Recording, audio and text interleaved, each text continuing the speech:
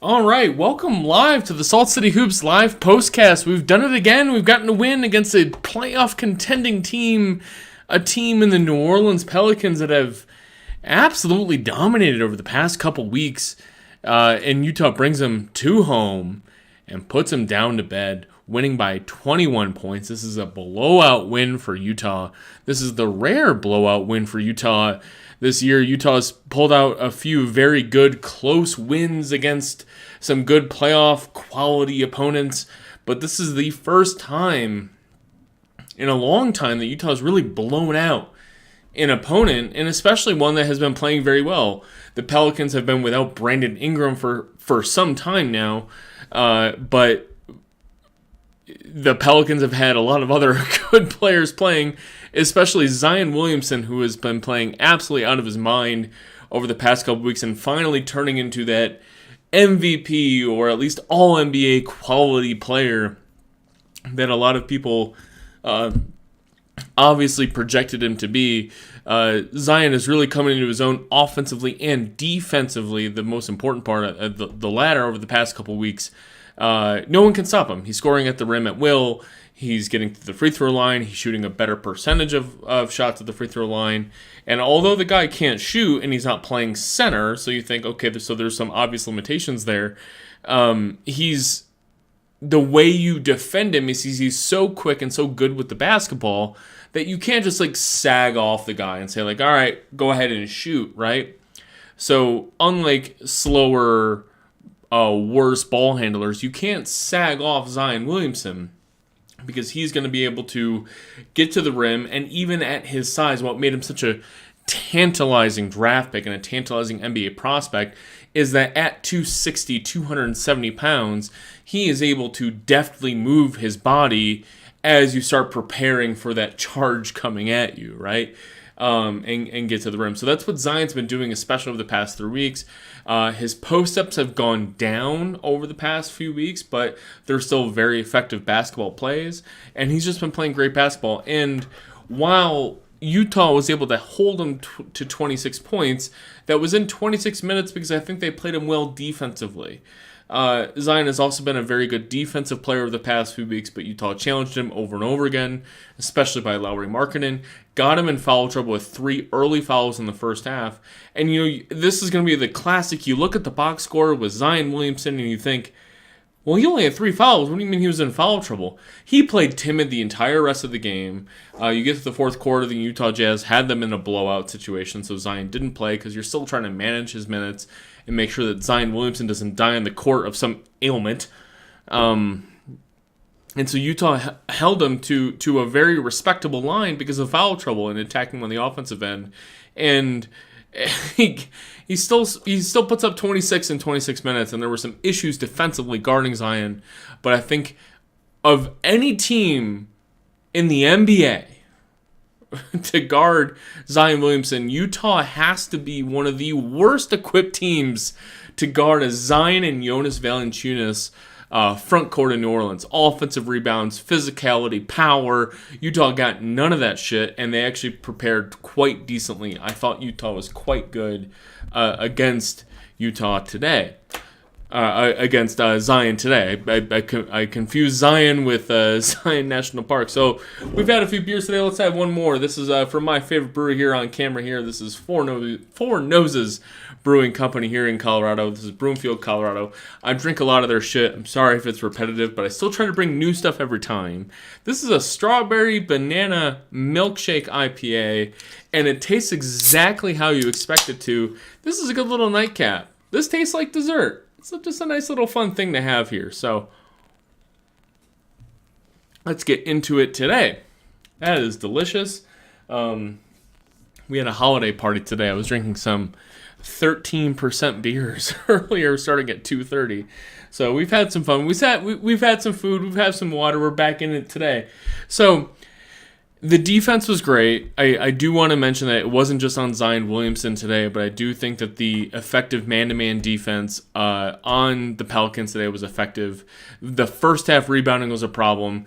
The first half transition defense was as bad as we've seen it all for the entire first half of the year.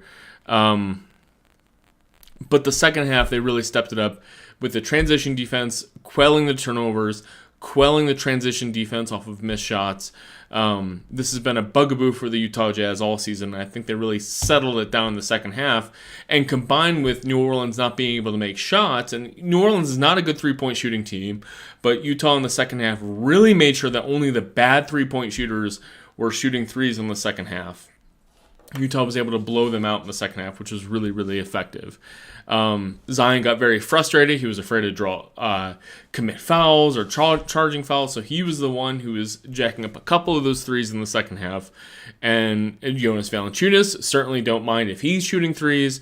Look, Jonas Valanciunas, just like Maxi Kleber in the playoffs last year, if he's going to shoot 6 or 7 from 3 because we're leaving him wide open, that's the game plan. That's fine. Like, if I don't mind executing a game plan and losing because of that. At the same time, they just could not get that done today. The two of them combined for Jonas was 0 of 2 for today, and Zion was 0 of 2 from 3 as well. So 0 of 4 from 3 from the Pelicans today. They finished 4 of 27 from 3 today, which definitely contributes to the blowout. But before he starts screaming at me and screeching, shooting luck, shooting luck, shooting luck, and that's only 14%. The Jazz only shot 32% from 3 today. Right, Jordan Clarkson continues his absolute cold streak off of a very good shooting, or a very good shot selection for Jordan Clarkson. Jordan Clarkson went 1 of 7 from 3 today. Rudy Gay, 0 of 2 from 3. Well, that's not too much of a surprise. But Lauri Markkanen, 2 of 7. He was hot early and really cooled off late. Kelly Olynyk, 0 of 2 from 3. Mike Conley, 2 of 7 from 3. We've seen him be a much better shooter than that in the past. Malik Beasley, 5 of 12. Can't really complain about that. But every time I bring up Malik Beasley shooting 12 threes, I'm so happy. As long as that guy's shooting threes, I'm happy about it. The Jazz end up shooting 15 of 47, 32% from 3. I can't really complain about that percentage. You know, if you're going to screech about the Pelicans not shooting well from 3 on their end, well, we're holding who can't shoot threes on their team from shooting threes. Zion Williamson, 0 of 2. Herb Jones, 0 of 2. Jonas Valanciunas, 0 of 2. Larry Nance, 0 of 3. Najee Marshall, 0 of 1. Jackson Hayes, 0 of 1. Devontae Graham, 0 of 1. Kyra Lewis, 0 of 1. So all their players who don't and can't shoot three-pointers, none of them made anything. And they held C.J. McCollum, great three-point shooter, to 1 of 2 from 3. Trey Murphy, great three-point shooter, 0 of 4 from 3. So if you give Trey Murphy a couple more, okay, that's fine, but you're still holding C.J. McCollum and Trey Murphy to only 6 3-point shot attempts. The Pelicans are notoriously low in 3-point shot attempts. So, yeah, you're kind of hoping that Williamson makes a couple. You're kind of hoping that Herb Jones makes more than 0, right? So combining all those, you get 0 of 6 from the bad 3-point shooters, including Larry Nance and Jackson Hayes. I included Devontae Graham in there because he's been cold for the past couple of years. So if you include Kyra Lewis, Devontae Graham, Najee Marshall, who's not a very good shooter, Larry Nance, Jonas Valanciunas, Herb Jones, and Zion Williamson. This is great radio as I do elementary math. You get 0 of 6, 0 of 9, 0 of 10, 0 of 11, 0 of 12, 0 of 13. So they go 0 for 13 from all of their bad 3-point shooters. So let's say you add 4. They go 4 for 13. The score ends up being 121 to 112. It's still a very heavy Utah favorite winning basketball game. And again, we're still not counting the fact that Utah still shot below average from 3. So I am not going to attribute this to bad shooting luck. Instead, I'm going to attribute it to Utah playing sound defense and saying, you guys are always, and the Pelicans, always going to put out 2 bad 3-point shooters on the court at all times, and we don't care. Right? What I was worried about today, and it still did not prove out very well, and I'm stunned that the Jazz still did okay with this. The Jazz gave up a preposterous amount of offensive rebounds, and they turned it over a preposterous amount. So I don't care how badly your opponent is shooting. If you give up that many offensive rebounds, which ended up being 15 offensive rebounds for the Pelicans. I'm sure we're all very frustrated at that. 5 for Valanciunas. It was a great offensive rebound. This is what I was worried about before the game, right? With Williamson and Jonas Valanciunas, who are some of the best offensive rebounders in the league, we're going to be in some trouble. Of course, Jonas Valanciunas gets 5. We give up 15 offensive rebounds as a whole. Larry Nance got 3. There was one possession which made me want to throw my computer out the window.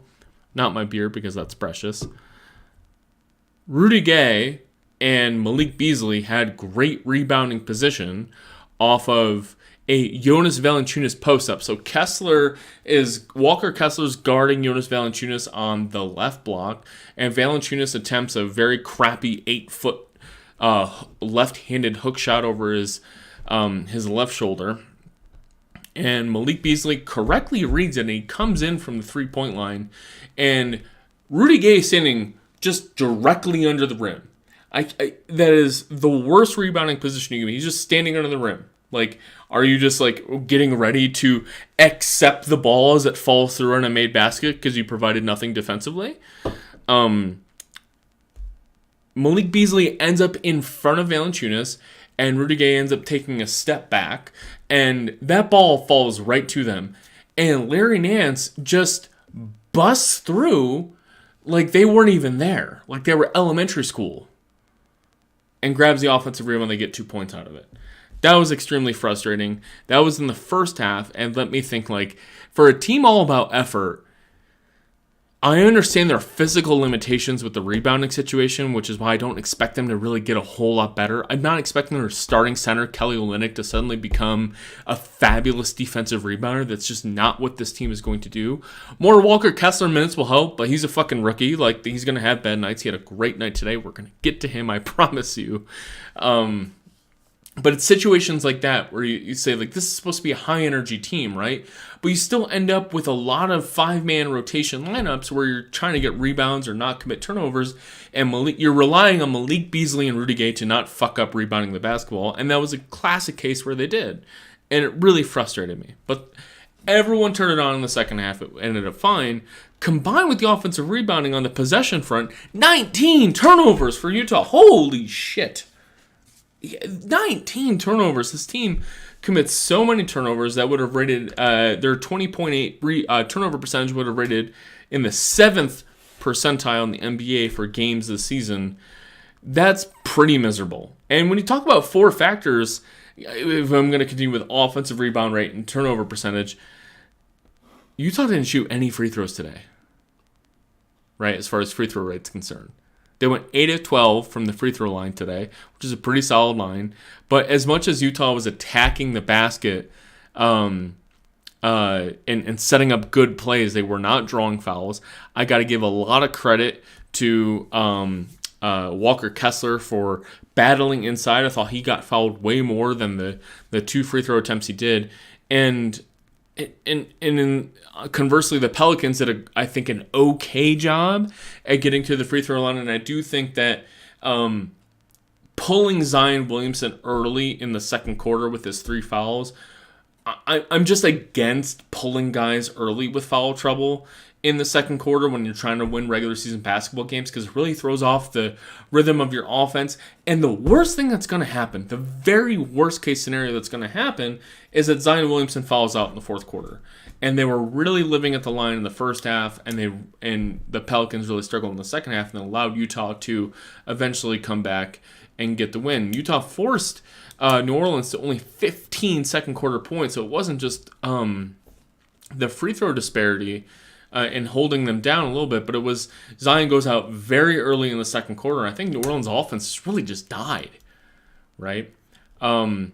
So Utah they're down for the entire first quarter and a half, and they're able to come back as soon as Zion steps off the floor. The plus minus for the Pelicans really tells the whole story, right? You end up with Jonas Valanciunas being a plus 5 and Larry Nance being a minus 21. Zion Williamson ends up a minus 15, but I think part of that is in the third quarter when Utah started to turn it on and started to attack the basket, and a certain Jared Vanderbilt started playing well. Another guy I promise you we'll talk about in a second. But Larry Nance having to play a ton of second quarter minutes. He played 23 minutes today. Najee Marshall played 23 minutes today. He was a minus 14. I think those two guys having to extend themselves in the second quarter a little bit more than they're used to was a big problem with the Pelicans were facing today because they just didn't trust Zion Williamson to play a bunch of minutes. And they're also probably thankful they're playing Utah on Thursday. It's going to be a tough battle at altitude against Utah on Thursday. And they probably said, you know what, here's an easy way to get Zion Williamson in a minutes limit at 26. Obviously, Coach Willie Green is not actively thinking that in the moment, but, it's Tuesday in December. The Pelicans have kicked a whole lot of ass over the past couple weeks. They're obviously a top 6 playoff team. They're not going to have to worry about the play-in game unless the play-in tournament, unless some issues arise. So yeah, go ahead and say if he's gonna pick up 3 fouls, in the first half, then we're not exactly gonna have to worry about that right now. So thank you all for joining the Salt City Hoops live postcast. Happy to have you here. We got some folks listening in. We got some people on YouTube. Love to have you here. We're gonna talk about. I feel like no matter win or lose, I start out these Jazz postcasts complaining about shit when this Jazz team won by 21 points against one of the top 2 or 3 hottest teams in the NBA. With a couple players missing. So you have Brandon Ingram missing for New Orleans. They've been missing Ingram for quite a while, and it'll be interesting to have him come back. I think it's been healthy for New Orleans to run a CJ McCollum and Zion Williamson based offense to figure out what does that mean for our team and how can we make that super effective. And on Utah, though, we get Lauri Markkanen back from illness. This is his first game back. He was not stellar, but just his role in the offense is really healthy. Just even if he's playing a Bojan Bogdanovic role, which is kind of I've always denigrated him as being Bogdanovic plus, right? Because of his dribbling ability and what he can do. I do think he needs to add a lot more elements to his game to be better than Bogdanovic that we had last year. But adding that sort of a spacing element, a little bit more rebounding juice than we've had over the past few games without him. 11 rebounds for him. Without Markkanen, we've been forced to start Walker Kessler. And Walker Kessler is just much better coming off the bench and learning his role and going against bench big men instead of being like, hey, you're a starting center and you have to go against Nikola Jokic, right? It's much better to have him flow in there. So Markkanen just being that stable, nice, solid presence, it's equivalent to Hornacek back in the day, where you're not trying to get Hornacek to be like your game in and game out winner, but just a solid role that you're saying that guy's going to be okay every game. And that's why Markkanen ends up being second or third in the sports books for most improved player, right? Is that reliable, don't got to worry about him. He's going to shoot well, he's going to rebound well. And by the way, his defense doesn't suck ass as much as we thought it did. So having his presence allowed us to only play Kelly Olynyk 16 minutes instead of overextending him. Olynyk got in foul trouble with 4 fouls today, missed his 3-point shots. He was kind of effective in his limited minutes. I did like a pass he had to Jared Vanderbilt, who ended up getting fouled and converting a crazy reverse, Alec Burks style reverse layup. That was really nice, but it was the find from Olynyk that was actually really impressive. Regardless if Vanderbilt made the bucket, it was a great find by Olynyk.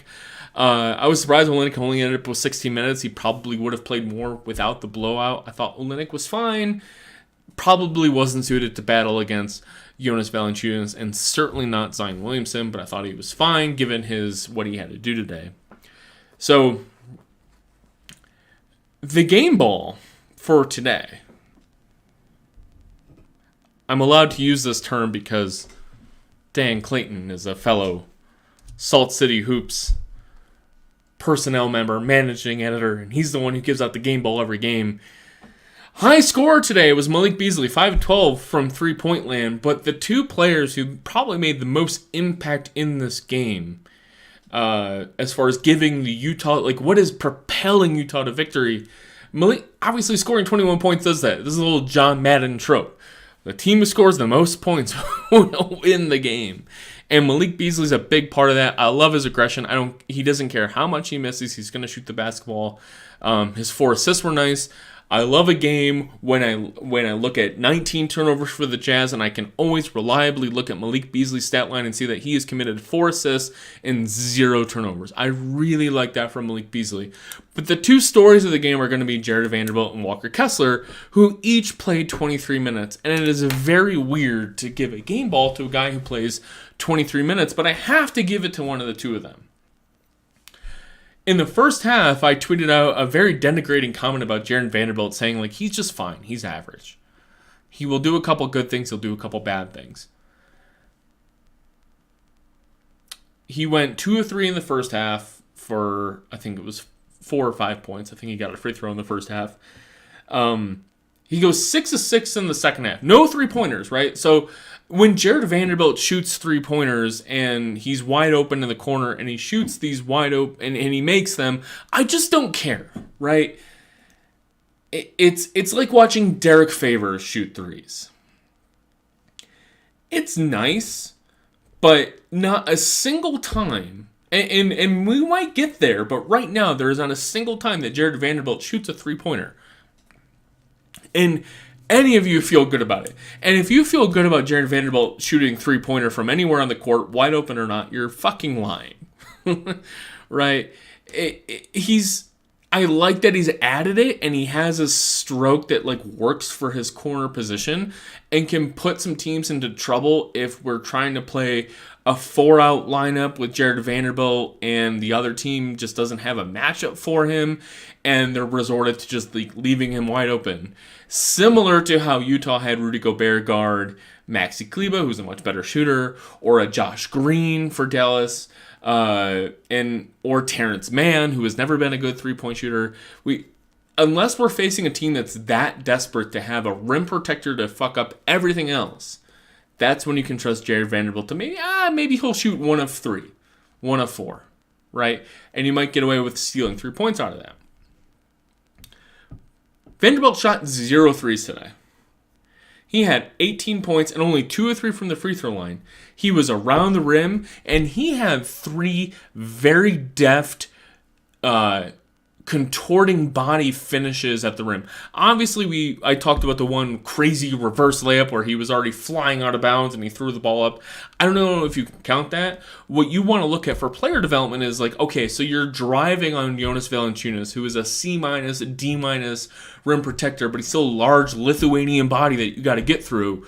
If he's contesting your shot, can you still get the layup with your athleticism? You're a young dude. You have all this athleticism that we see high pointing the rebounds. Do you actually have the ability to stay in the air and get a good layup? And he had a couple great finishes around opposing big men for the Pelicans today. He had a couple good He had a pump fake floater that really worked for him. It was just a nice flick of the wrist, good follow through. It didn't seem broken, weird. I've never played basketball offense, which we've seen from him earlier this year and from Rudy Gobert the past 8 years. Right? It looked like a basketball player making finishes around the rim, which Vanderbilt has said it was his number one thing working on going into the season. So whenever a player that we're desperate to look for development, are you part of the future Jazz team? I am desperately looking for the skills that will make you a better player in those regards, right? So Vanderbilt obviously shooting, he can't shoot. I wonder if he can shoot. I still don't think he can shoot. But can Vanderbilt be a pick and roll player? Right? He had 6 assists today. From the jump, I was very surprised. I've watched him in Denver a little bit in garbage time. He's got good passing vision. Not good passing vision if he has to dribble the basketball, but he does have he knows where players are supposed to be. He's got a good feel. He played at Kentucky where he played with a lot of great players where it's like, you're not supposed to be the scorer, Jared Vanderbilt. Please find players who do. So he understands passing a little bit, but off the catch on the pick and roll today, he had a really good passing vision, or he knew if it was his time to make a good layup. It was just really nice watching him play offensively. 5 fouls defensively. So in a game against Zion Williamson, it's hard to assess his defense and Jonas Valanciunas, but he's got 8 offensive rebounds against those guys, and both Zion and Jonas Valanciunas are good defensive rebounders as well as offensive rebounders, and he had a few bad with the fouls, and he had to sit down because of foul trouble.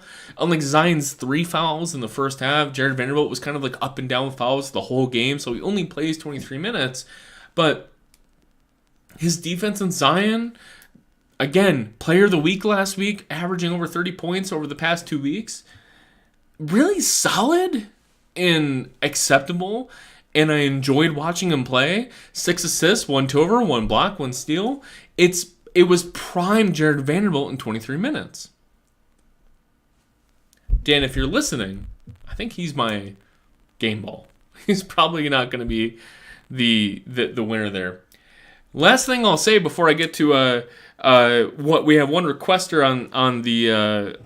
on Twitter Spaces today.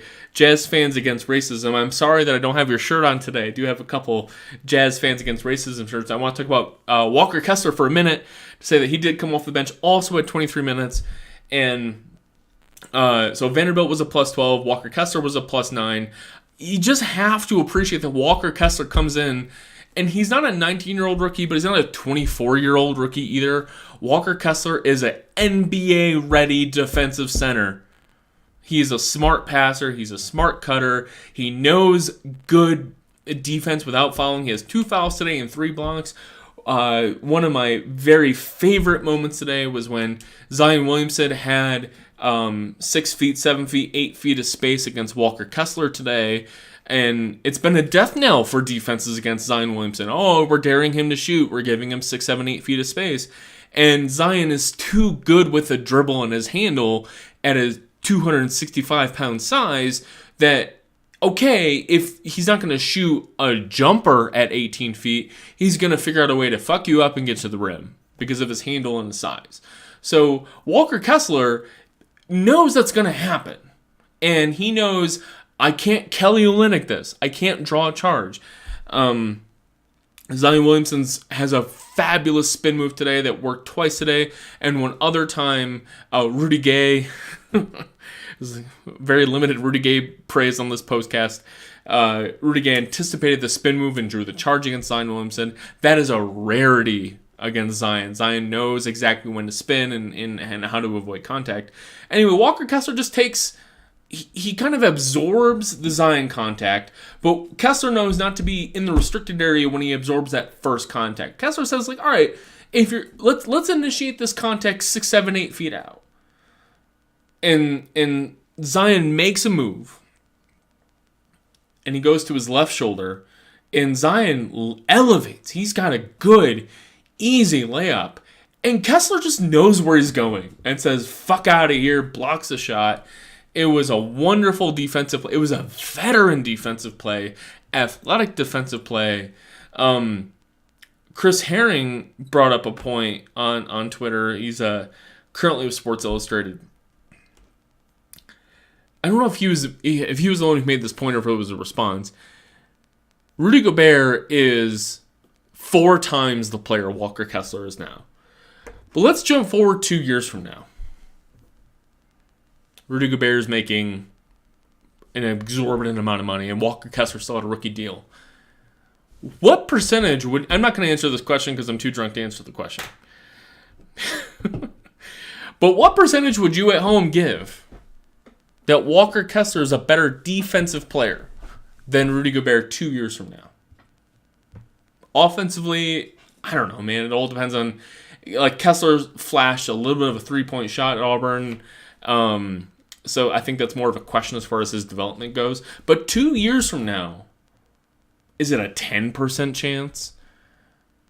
Maybe a more accurate question is, what quality of defender is Kessler going to be? Is he going to be 80% of the defenders Gobert?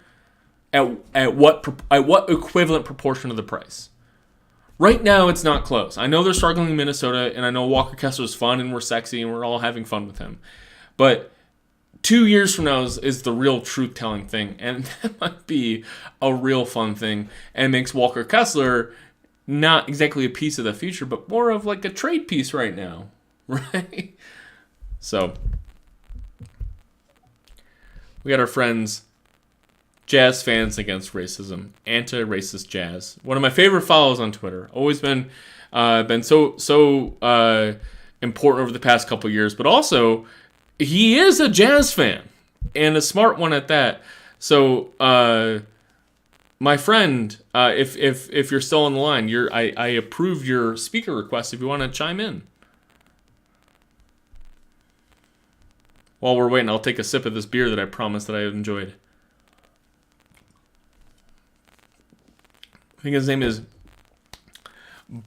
Blair Hodges. I think is his first name. His last name is Hodges. Meanwhile, I'll check my the mentions we got. Yeah, Blair Hodges. If you're still on, I'd love to have you on. If not, I'll keep talking about everybody else.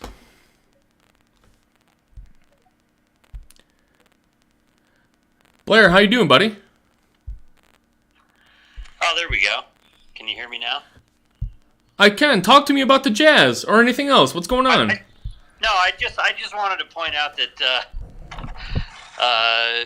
Vanderbilt's shooting 41% for three. I know he's not putting a lot of shots up, but he is 5 for 10 over his last 10 shots. And so I don't feel too bad when he's putting them up because they're leaving him wide open out there. And every time they do, he's got a pretty good shot at knocking it down. You raise an excellent point. I can't deny that he's shooting very well on those shots. It sometimes more important than the shooting, like the percentage you're putting up and the points you're putting up, is do defenses give a shit or not, right? And so, and if you end up with Vanderbilt being a threatening corner 3-point shooter, or every time he's in there in the let's get to February, Blair, right?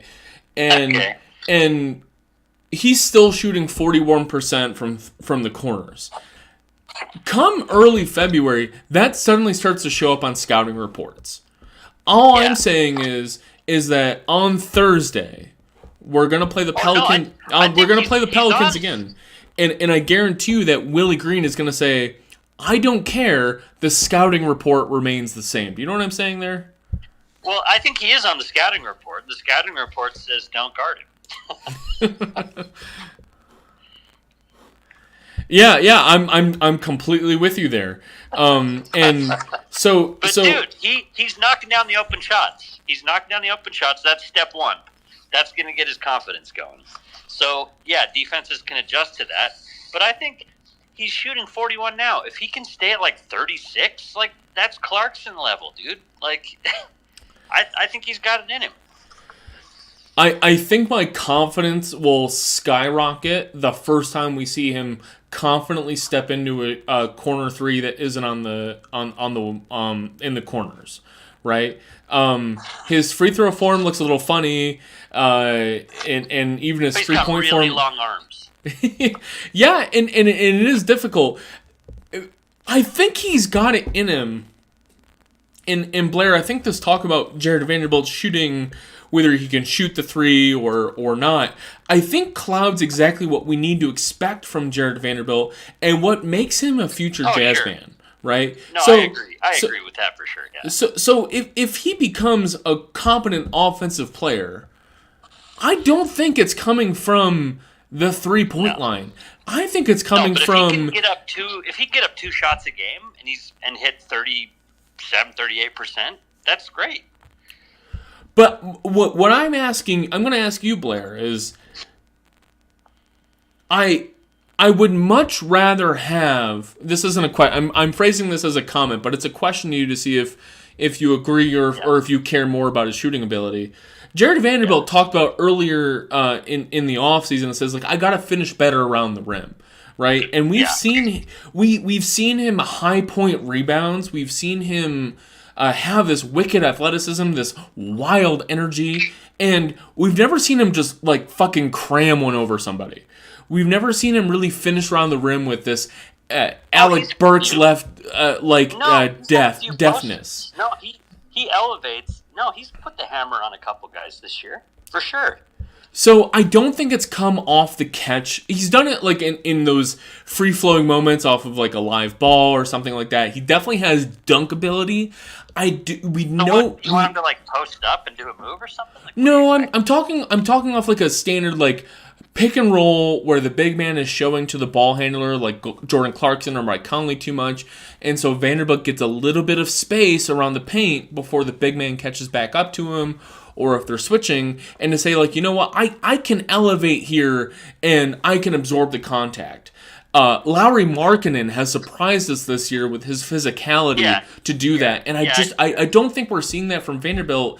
Even if he doesn't have the cram ability, he does have the verticality and the athleticism to adjust his momentum in the air and get a good layup in. I don't think we've seen that, and that's the offensive progression I think would be more valuable. So that's just like strength and balance, basically, is what you're saying. 100%. 100%. Sorry, 100%. 100%. Sorry, I repeated that for the folks on YouTube because I muted myself on Twitter. Just to say, like, I think that's more valuable for someone of Vanderbilt's skill set. Even if he's not going to be a starter in the league, we can get Vanderbilt being that valuable pick and roll diver problem, right? I think Vando could start for 15 NBA teams right now. I agree with you. I'm assessing whether Vanderbilt matters 2 years from now for the Jazz, right? Okay. And I think it's that interior ability to finish and be a problem in the paint is more useful for his NBA future than if he shoots 35% from three. What do you think? Okay, this is a weird comp, but I'm interested in what you think. What do you think of Vando as a better Jay Crowder? Because I think Crowder turns into a chucker, and Vando doesn't need to. But defensively, he can bring, I think, the kind of strength that Crowder brings.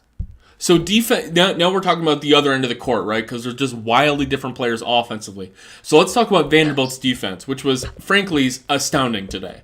I loved him just fucking up Zion Williamson and giving Zion a different flavor of defense than what Williamson has experienced over the past couple of years.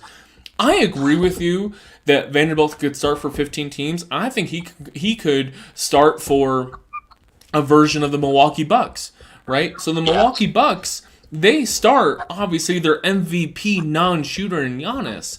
But if they can form a defense where Jared Vanderbilt is guarding the primary offensive threat, and Giannis is guarding the worst offensive threat and playing free safety defensively, and you got Brook Lopez back there playing Defensive Player of the Year level stats, by the way.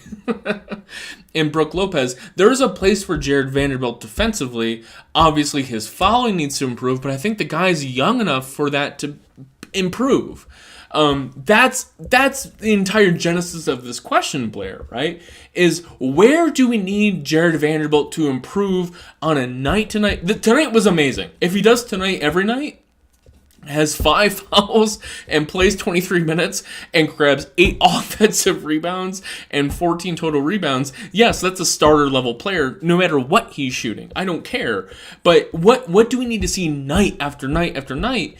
And I do think it is, that's a guy who gets over screens well, right? We've watched that with such trouble over Utah over the past few years. Like Jay Crowder he's tough and he's physical. He's struggled getting around screens. And if we have Jared Vanderbilt's tall and lanky, and if he can get around those screens a little bit better, and if I don't really care about his rim protection as much, although that would be nice to have, and his defensive rebounding, there's a real player there. There's a real player there. I just want it to be fully formed night to night, and that's why I thought it was. I was really encouraged that when we had Markkanen back, when we have Conley back, there was no question that after a few struggling games from Jared Vanderbilt, Will Hardy said, "No, that dude's my starting small forward," and I thought that was really encouraging. So, what year is this for Vando? I don't know. I'm sorry, friend. What'd you say? What year is this for Vando? How old is he? Let's do some live radio looking it up. I think he's 25 years old or 26. He's 23. He's 23 years old. That's what I'm talking about, dude. He's young. So the reason I'm clouded is that this is his fifth NBA season in the NBA. So he's been around a bit. I live in Denver, so I'm clouded a little bit because I've seen him in Denver for a couple years. This is his fifth full NBA season, right? So yes, he's only 23, but he's been in the NBA for a little bit, and he's played at a couple good shops with other good big men in Denver and Minnesota. So I think he's got some verve and some lookability to him, and there's like I like his contract, and it's worth keeping around for next year. It's more like, do we have a starter on our hands, or do we have a problematic, expensive backup? Does that make sense? Or at the very least, he's a solid trade piece.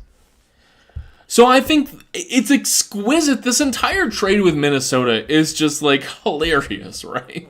Because I think it's getting better.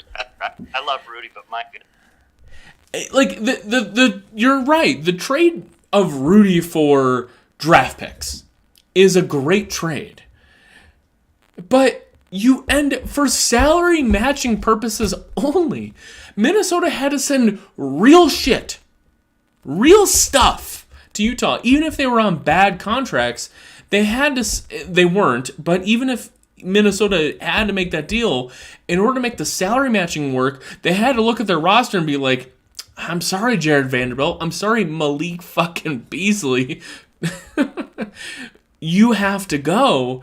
And we lost to Minnesota the other night, but we saw the impact that Malik Beasley and Jared Vanderbilt could have on that struggling Minnesota team. Oh, man. Jared Vanderbilt is very, to be clear, all this talk about what does Jared Vanderbilt mean for the future is all couched in my game-to-game analysis of this season doesn't matter for the title. This season matters for the 2026 season. And every game is a microcosm analysis of, do you matter? Do you matter to the Jazz going forward? And today was the first time in a couple weeks Jared Vanderbilt has said, I matter to the next championship team of the Utah Jazz, and I want to see that more consistently. Is that too broad strokes for you to agree to, or is that a great radio statement that you like? No, I think that's fine. Look, there aren't a lot of guys in the league that have the kind of motor that he has, and that to me that just makes him a really valuable piece. I completely agree with you. I can't wait to see how he goes forward. Blair, I'm going to leave you as an approved speaker because you're the man. I want to bring in our friend of the program, Andrew Streeter, who I know has thoughts about Vanderbilt to opine on what I said or what you said. And Blair, feel free to unmute yourself at any time to respond to what Mr. Streeter has to say or anything else. Andrew, welcome on, buddy. Hey, man. How you doing? And man, I'm on my ninth beer of the day. Like, you're feeling great. We're doing, and it's not actually my ninth quantity of beer, but the first two beers I had were over 13% ABV, so this is like my ninth. So, man, I think there's a lot to glean from this particular Well, Streeter, let me point you one specific direction. Talk to me about Jared Vanderbilt. What did you like about him today? What do you want to? I think my most important question is, what do you want to see from Jared Vanderbilt taking from today going forward that you would believe in him as like a future Jazz like stalwart? Well, I mean, if you're going to go like, what, was he 16, 14, and 6 or whatever? 18, 14, 6, something stupid. I think you're going to that's a good start. That's a good starting place. Man, he just has endless motor, and I did not realize, again, I was listening to you guys talk, I did not realize he was only 23 years old. Jazz has some serious upside guys between him and Kessler and Malik, and if you want to believe Colin Sexton still, I do. even Lauri Markkanen, I still think has, is ascending and is continuing to. It's pretty crazy in that regard. There's a lot to be excited about. That's to say nothing of what the headliner of the Minnesota trade was, which was the draft capital, right? Like, that was what everybody's minds were blown about, and yeah, that's still on the table, and that's still a big deal. But I don't think anybody could have come close to anticipating this. This is a decent sample size into the season that these guys would be performing the way that they are, and it's not like Vando's had this game every night. This is probably the best night of his career, to be perfectly honest. I mean, statistic-wise, I don't think he put up any kind of night like this anywhere else. I'm sure we would have heard about it. No, the first thing is clear. This is Vanderbilt's best statistical season by any measure, whatever you have, even per minute. He is absolutely kicking ass this year. That's not a question. He does get into foul trouble a lot. He had 5 fouls today, which leads you to believe, buddy, if you play more than 23 minutes today, what else could you have done? And Streeter, let me be way more direct. In order for Vanderbilt, besides his motor, which is extremely useful and for a lot of teams starter worthy, is he a playoff championship starter worthy person based on who he is right now? And if not, where does he need to improve besides shooting? Is there a skill or 3 skills, offense, defense? What do you want to see from Vanderbilt going forward that says, that's a guy who should start on a championship level team? And the equivalent that I would give here is, we thought with how good Utah was that, at Royce O'Neal's peak as a number 1 offensive defender and good shooter and good rebounder, that he had it.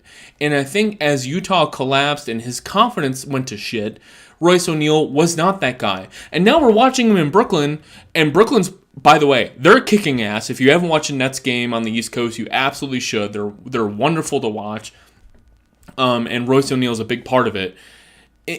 Royce O'Neal is playing well for Brooklyn, and I'm wondering, okay, so where does Jared Vanderbilt fit as a championship level piece? Where does he need to improve? I'm arguing to Blair that shooting is not the first thing we should look for. But before I repeat that again, I'm wondering what you're looking for out of Jared Vanderbilt going forward to be a championship level starter.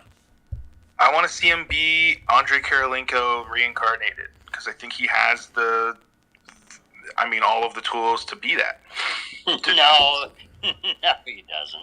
Nobody's Andrei Kirilenko. I love you, but well, allow me to bridge the two of you.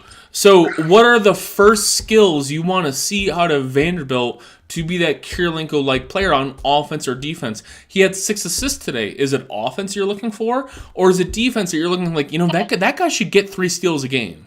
What are you looking for? It's hard to point at just one thing. The main thing that always sticks out to me that drives me crazy about him is him not being able to stay on the floor. It's him fouling. Him and Kelly, the two of them, can't freaking stop fouling to save their lives. And I don't know. Wait, when you say AK, are you talking Swiss Army knife type situation? Because could he go out and get I'm talking skills, blocks, athleticism, assists, general rebounds, stat sheet hustle. That is going to be I'm with you on that. The guy that's just gonna make these hustle plays, disrupt the other team, distribute the ball, hit a couple shots. Yeah, and obviously we can see that his shooting has greatly improved. I mean, if you want to talk, he's hitting the corner 3. Well, I mean, at a rate that's I don't know, completely unseen anywhere at any other point at any other season in his career. So I mean, he's only going to get better. So this is the point I was making about his shooting, which is it's great to to see him shoot these wide open corner 3s. It doesn't matter unless it's versatile. And Andrei Kirilenko, he didn't become any semblance of a 3-point shooter pretty much anywhere in his career until the very, very, very end. But he had this very silky, mid-range, easy thing to do with his length, and Vanderbilt has nothing close to that. He does not have you're sagging off of me. let me just get a quick screen from somebody and just shoot a little 18-foot bunny, right? Like, I don't have the range, but I have the length. But who in the game is still doing that? I mean, I don't know. So, and this is kind of what I'm poking at when you say, like, hey, I don't think he's going to do that. And like, what are we looking for from Jared Vanderbilt offensively? It's less about can the dude shoot 3-pointers and more about like what versatility can you provide if you can't do that, right? Can you stay on the floor that way? And Andrei Kirilenko had so much offensive ability. If you put Andrei Kirilenko, like 2001 Kirilenko, you put him in today, he would have starter 38-minute ability, not just because of his defense, but because even if he was only going to be a 30% three-point shooter, he had offensive passing and skill and dribbling and mid-range game that you said, like, that guy's an issue on offense as well. And I don't think Vanderbilt has that quite yet. So I'm wondering, like, what are you looking for from him specifically to say that guy's a starter? Is it finishing around the rim? Do you want him to become a three-point shooter? Like, where are you seeing the avenues there? I don't know, maybe a little bit better passing. General over, because like motor's only going to get you so far. You have to have a little bit more just finesse all the way around, because that's definitely something. But like, man, he did have a pretty sick and one tonight with a kind of a. So I'm only going to interrupt you. That Anwin was sick. That he was falling on his ass and throwing it. I think the passing is where you've nailed it, and the part where I was just like sitting here being like completely on my ass, not because I'm drunk, but because I was absolutely thrilled with watching him play basketball today, was his passing. And it wasn't just like, oh, he's got the ball on the break, and he's passing the ball to an open player. He definitely had a few of those today, but he was getting the ball off of the pick and roll today. Just straight up pick and roll, get the ball in the paint or a little bit outside of the paint, just some sort of screen situation where he got the ball from the ball handler off the screen and said, I know where the ball is going, and he had a couple of sick passes, and he got 6 assists today from just, and his motor's a big part of it. He gets out on the break, and he knows, like, okay, I got the ball on the break, and I'm a capable dribbler on the break, and I know where to find guys. I think it's his passing. It's that and his finishing at the rim that if he turns those into starter-level qualities, you have a playoff starter on your hands. No doubt. No doubt. You think he could get there? No.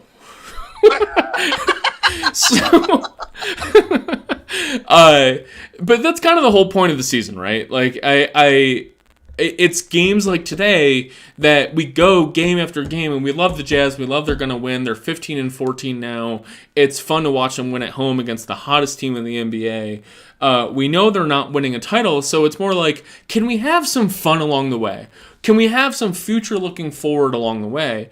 And a game like this from Vanderbilt stands out across the 1911 from Lowry Markkanen. That's fine. It stands out from the very disappointing 11-3 from Jordan Clarkson. It stands out it frankly stands out from the 21 points and 5 threes from Malik Beasley, who's a little bit older on the curve and probably isn't long for the Jazz. It stands out as the performance that says, do you matter on this team 2 years from now? It's the only performance tonight that actually said that, except for Walker Kessler. That's exactly what I was about to say. Dude, 11 and 16. 3 guys with double-doubles, man. Like, that's pretty nuts. And those are all new Jazz men. Of course, everybody's basically a new Jazz man this year. But so I am going to give a new requester a chance to say some stuff. We got Calvin Howard. I'm going to put you on the line here if you got some stuff to say about the Jazz. Love to hear about Jared Vanderbilt's career night tonight, but we'll have you for anything about the Jazz if you want to say something. You're on the line, Calvin.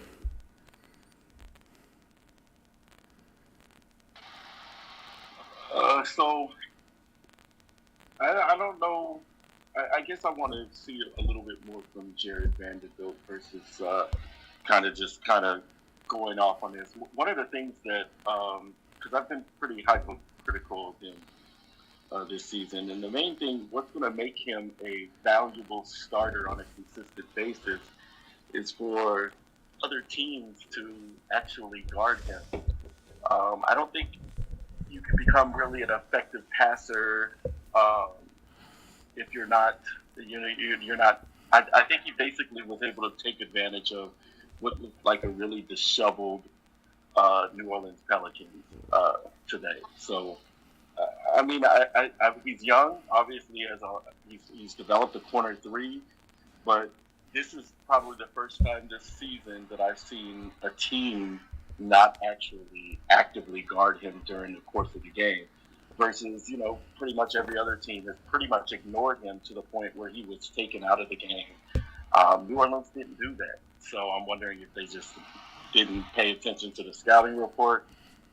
I just think, and my point is not to run away with his individual performance. Obviously, it was good today, but you got to put that together over a stretch of games. And that's pretty much my opinion on that.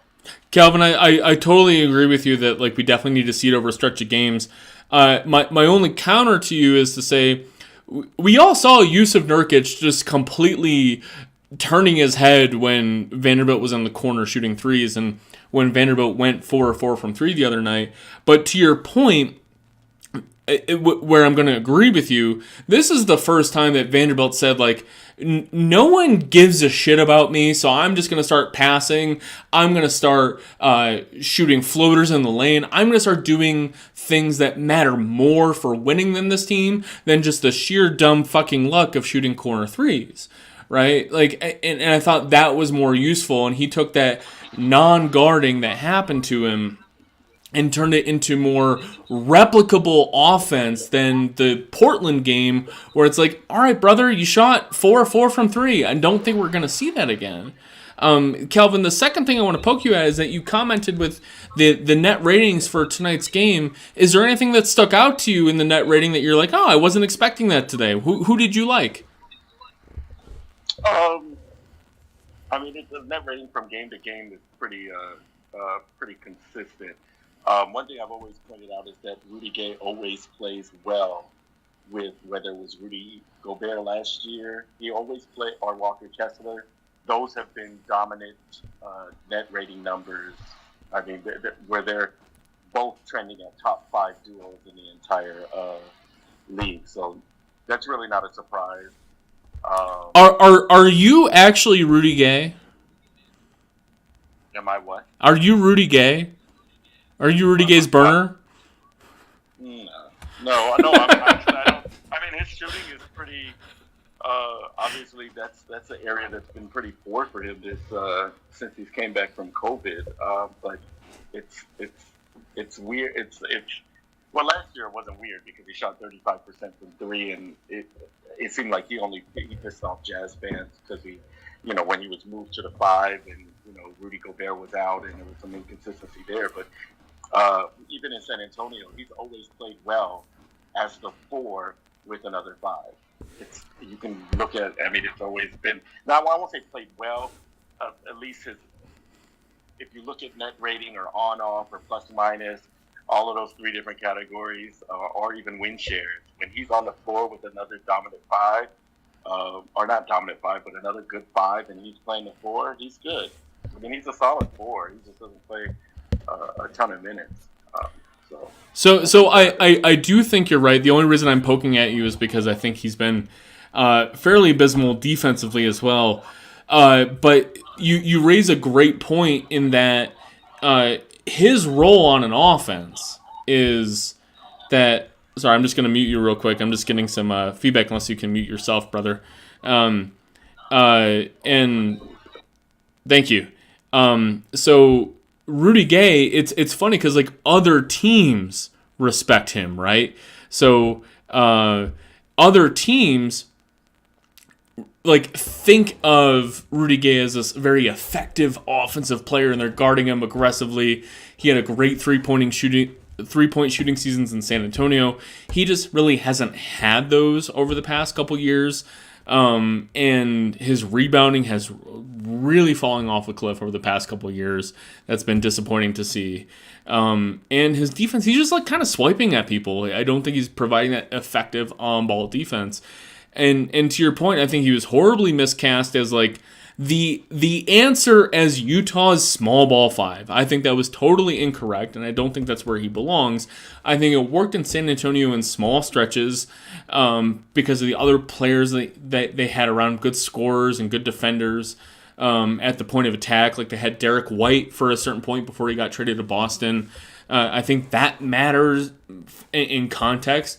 But you can't play Rudy Gay at the 5 if we're going to bitch and complain about the issues that Utah had at the point of attack defensively last year. You can't also look at Rudy Gay and be like, well, why can't you be a rim protector, right? Like, that's not his role. But you have seen a couple points. There's one play that I can't clip because YouTube TV is just a wonderful product. But there was one point where he had prime rebounding position, and he just did not rebound the basketball and let Larry Nance just like sail over him. And so I don't think when's the last time you saw Rudy Gay running a dead sprint, right? And I think we as always we caught Rudy Gay just like a couple years past when he was able to really provide contributing basketball play. And I thought he was actually a pretty decent rebounder today. I liked his ability I thought he was actually a really good Zion defender today. And put Zion in foul trouble a couple times. And so I really did appreciate Rudy Gay's 19 minutes today, and I think it was actually a sneaky reason why Utah was able to blow out New Orleans today. I hesitate to look at his successes playing alongside a good 5 over the years. He's frustrating for sure. I don't have a conclusion there, Calvin. What do you think? I mean, like I said, I really feel like, I think there's a lot of good points that you bring up. His shooting is inconsistent, but I think that because people respect him as a shooter, it allows for a lot of those other bench players to get opportunities. It's the inverse of Jared Vanderbilt, right? It doesn't matter what Jared Vanderbilt's shooting. If no one respects him, then it still fucks up the offense. Right, because a lot of times when his back is to the basket, and so you see that there are some people that are hesitant to double team him, and that'll leave other people open. Because the one thing that a lot of people don't realize is that this is not just one game. His net rating is number 1 and on the team. So even though he might not be impacting the game the way that people would like him to in terms of scoring or his defense, I think because the rest of the league still views him, because he still can get hot and have those games, that they respect him, that it allows the other bench players to have moments that they might not have if you put somebody else out there against him. And I think that's why one of the reasons his impact in a game looks better than everybody else's on paper. This is my last question to you, Calvin, before I let Derek Johnson on the line. By the way, Calvin, I'm still going to keep you on the line if you want to comment or opine or anything. My question to you is, do you think Utah could get a positive trade asset for Rudy Gay, like a shitty second rounder or something, or what do you want to do with Rudy Gay? Do you want to keep him around until the end of the year and try to help the young guys, or what's up? I don't think. I mean, that's a tough question. I felt like that's all I do, man. Tough questions on the Salt City Hoops live postcast and beer. No, I know it. I think maybe closer around the trade deadline, because he has an expiring contract that a team might get desperate, or there might be some movement as some teams, like, because Indiana's kind of like in the same place as us, where they might have little options instead of tanking or whatever. I don't, where they might take on an expiring contract. I would like them to move if we can get somebody for the right price. But if you're not going to, I wouldn't even move him for a second rounder. If you can't get something that's legit, I wouldn't even bother with it. I mean, it's an expiring contract. There's no need. I mean, we're under the salary cap. There's no need. It's not like a pressured situation to move him. It's not like we're trying to keep, not lose that money unless Utah makes some moves to compete. Now that changes things. That's fair enough. So you're okay seeing him play 15 minutes a game and contribute what he can shooting defensively and see how he can help. Yeah, because there's one thing that I mean, just to piggyback off of something, last year when in the playoffs, I thought last year in the playoffs when Bogdanovich was backing up all of those little guards and forcing them to pick their poison. Imagine if Rudy Gay, who has a top 10 back to the basket points per possession in the league last year, imagine if Finney Smith and all them because they were focusing on guarding Conley and Mitchell. Imagine if Quinn Snyder put Rudy Gay and Bogdanovich to punish those small guards, Dinwiddie and Brunson, with the back to the basket against those two guys. Calvin, I have a feeling you are about to open up an hour-long conversation over what Quinn Snyder should have fucking done against the Dallas Mavericks, and I tend to agree with you that like putting two wing post threats on the floor could have actually been a thing, but there's only so much torture I can have here before I allow Derek Johnson to opine on what he saw, at least tonight. Calvin, stay on the line, brother, to see if you have any more thoughts. But Derek, what did you see for tonight? What's your main thought from tonight, or anything else you want to get off your chest before I don't have a conclusion. What you got, brother? Yeah, no, I appreciate you hosting the space, and thanks for letting us chime in and chat about all things Jazz. I wanted to go a different direction. I was really impressed with Walker Kessler tonight, right? And man, talk to us about.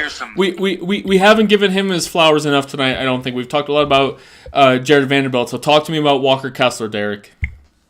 Well, no, I think he's something that we haven't seen at the Jazz for a while, right? I mean, we're used to our big man being a defensive powerhouse, and then essentially, in my mind, in my opinion, a liability on the offensive side of the floor. I'm just really excited to see what Walker Kessler can do, and if he can actually be that stretch five, more of an all-around, player, maybe an average and hopefully an above-average defender, but also provide some offensive spark, right? I felt like with Gobert last year, we were playing like 4-on-5 on the offensive side of the ball, right? And so we'd just love to get some feedback or ideas around your thoughts with Walker Kessler, what you see long-term there. Yeah, so right now, offensively, Walker Kessler is about 13% of what Rudy Gobert could do offensively, right? So Rudy Gobert could not dribble. If he put the ball on the floor, we all feared for our lives. I think what was a very underrated thing about Rudy, and it was something he picked up in about his like fourth or fifth year, his last Gordon Hayward year, bridging into his first Donovan year, was and he definitely shows this in his international play. Rudy can score from either hand, from anywhere like 1 foot beyond the restricted area. And before you think like, yeah, Mark, that's right at the fucking rim, that's not hard. Unless it's a dunk, that's actually really hard to do when you often have three guys just hacking at you and whatever. And yes, we would complain about Rudy getting a rebound offensively, defensively, putting the ball below his waist and getting it stripped. But Rudy figured out from whatever guard was giving him the ball, from Shelvin Mack to Mike Conley, that if he got the ball in the pick and roll, he knew whether to go left or right depending on what position was guarding him. He was a film junkie. He knew like what the tendencies were of opposing fives and fours who were mucking up the paint, like where he could go with the ball off the catch. And why bridging to a topic that I said I wouldn't talk about, what frustrated me in the Dallas series was like, if you get him the ball, I think he actually has the ability to finish around Maxi Kleber or Dwight Powell. And Walker Kessler, to bring it back to him, he's got, going back to Auburn, I watched his Auburn tape when that trade was made, and I was blown away. I saw left and right hand finishes. I saw vertical defense to go to the other end. I think he's got it. I think he's got this defensive and offensive skill that reminds me a lot. And I'm not just saying this because he's a tall white guy, but Ivica Zubats. I think he's a big guy with good feel, and he only shot like 15% from three from Auburn, but like the stroke didn't look awful. And I like him as a possible 25-minute guy, and that is a steal in the 20s of the draft. Right. Mm-hmm.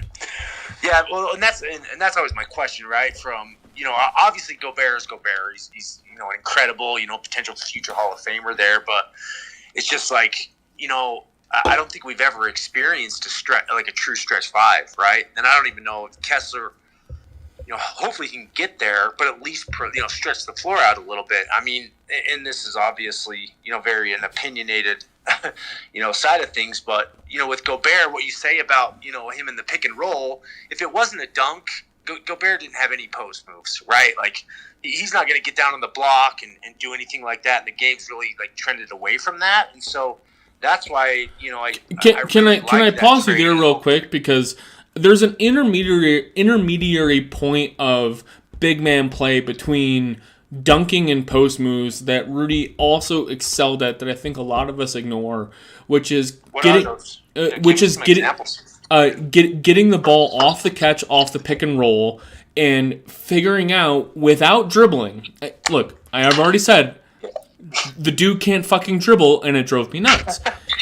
Yeah. But Rudy figured out how to get the ball off the catch in a pick and roll, or even off of a side action. He would come off of screens sometimes, or he would be setting the screen off the ball would be on the weak side or the strong side of the court. He'd come in off the weak side, and he's very good at catching the ball, not dribbling, and figuring out.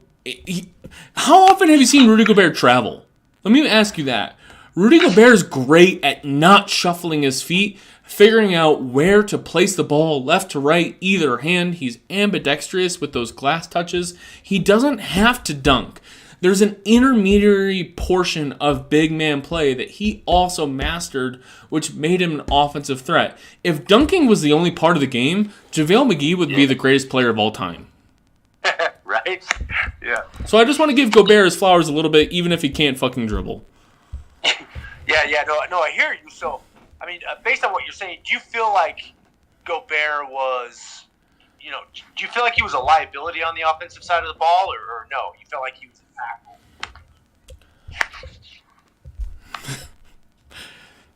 tackle? I'm almost done with my beer, Derek. I need to go down and I don't have any more beers in my beer fridge, so I think you're. I got you. All good. So I'm good then. So I'll instead revert back to your initial question, which is about Walker Kessler. Like, where can we have him play, right? And even in Auburn, he didn't dribble it well at Auburn. So what hampered Utah over the past few years is that Rudy was so good at what he did that you had to play him. There was one key moment of a game, I think it was Donovan's rookie year, where Derek Favors had it going. It was the year where we were playing like Derek Favors and Rudy together, because fuck it, we have nobody else to play. And Rudy and Derek was having a fabulous game, and he has that mid-range game that Rudy definitely does not have. And Derek finished the game even though Rudy was the ostensibly better player, demonstrably better player, but it was okay, and Rudy was okay with it. Rudy is always about the team. He's like, this is how we win. Where you run into problems is where Rudy was like so good at what he did that you had to pay him $40 million a year. You had to play him 38 minutes a game, and because of his complete F minuses at certain aspects of the game, you end up limiting what you can do when you're like against the Mavericks, against the Clippers. If you want to say like, fuck it, can we just try literally anything else other than Rudy Gobert? You can't. You can't. Yeah. And so it's not that Rudy is bad, is that he pushes what you can do to such extremes that it limits what Quinn Snyder thinks about, like, you know what? If I just put, like, fucking Rudy Gay out there, like, maybe I can do something different. And with Walker Kessler, I think you're running into, like, the perfect balance that I think the Clippers have this year. where Zubats is going to cause a shitload of problems for Phoenix because he matches up great with DeAndre Ayton that Phoenix is forced to put on the floor for 35 minutes a game.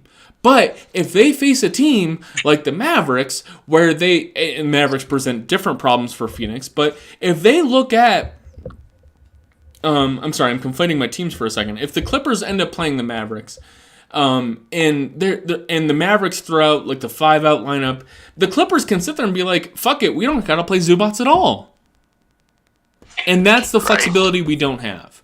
And I think that Kessler, he's on that trajectory to be like, yeah, he's going to fucking kick your ass in the paint. He has no range, no dribbling, but maybe in certain lineups against a Phoenix, that will matter. By the way, a quick little plug. I'm wearing my University of Buffalo Santa hat today. I got University of Buffalo behind me. University of Buffalo's first round win was against DeAndre Ayton and University of Arizona when they were a 14 seed beating a 3 seed.